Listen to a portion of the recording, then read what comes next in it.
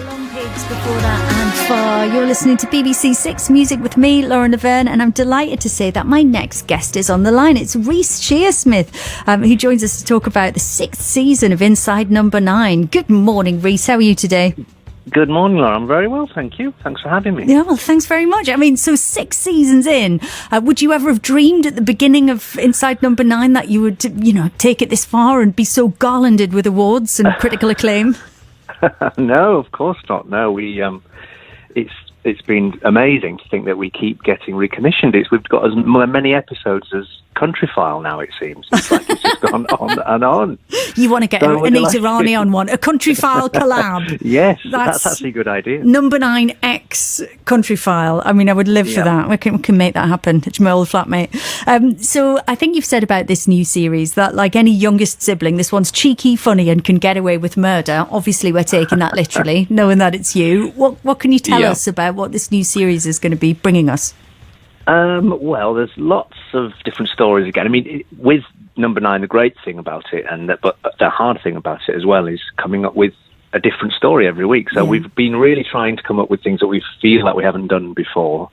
So we've got a very silly one that went out on Monday that was about a heist, and it was also like a comedy, a lot of clowning, and that was an attempt to try to just be really surprising and different, and I think that's what we always try to do. We've got some much darker ones coming along, but that's the nice thing about the difference. The anthology format allows you to shake it up every week. Exactly. I mean, I wonder about the tricky side of that. Are you ever able to watch something without wondering whether you can get a Number 9 out of it in your downtime? Because I would imagine that is exactly my life all the time. That's all I'm doing.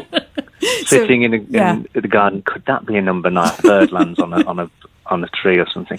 So we are always looking out for the possibility of the germ of an idea that might be in a Number 9. Like Steve walked along one day to the office, saw a shoe on the floor, one lone shoe. Like sometimes you do find those, an odd shoe, and think, what's the story behind that? And then that literally became a Number 9. We thought, is there a way of making that into a story? Someone becomes obsessed with how to put the two shoes back together. So there's always a possibility of a Number 9 in any mundane situation. But we try and make it interesting.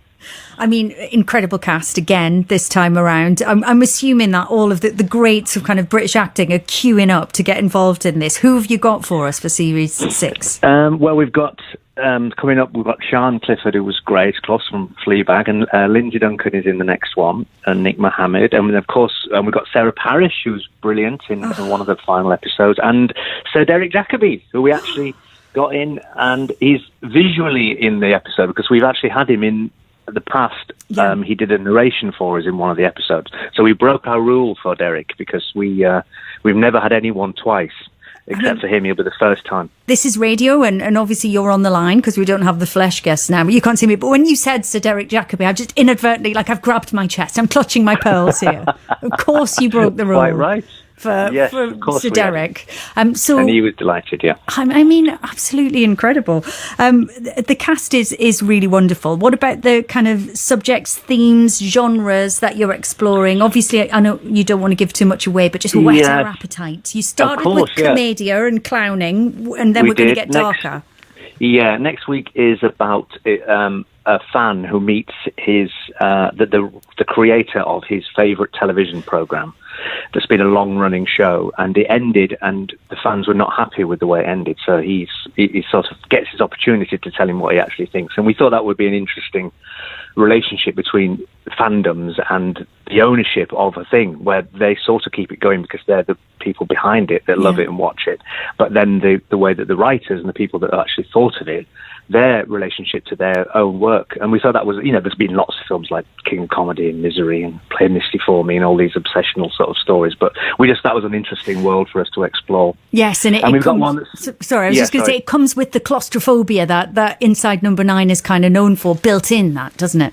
Absolutely, yes, No, we thought that would be quite a dark little tale to tell, and we were always trying to think of things. Well, how can we do this where we can't leave and we don't go outside ever? So that's one of the other restrictions. Where we think, can we tell this story without opening the door? Yeah.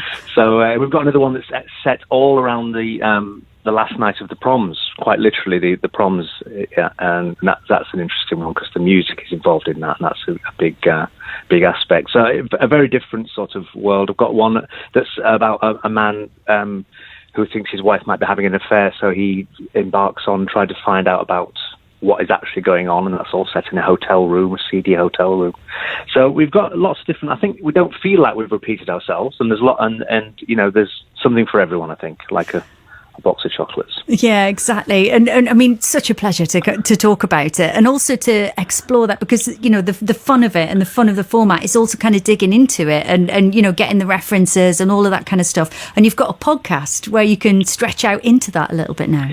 Yes, well, we thought, because we're old and we used to do all our sort of extra content on DVDs, which now don't exist, despite the fact I've got my groaning shelves full of DVDs, and Steve just laughs at me like, why have you even still got them? It's all digital, and I'm still in the old world. Take them into an edit suite and get them digitised, Reece. Come on, he's right. I know. Think of the space I could have if I did that.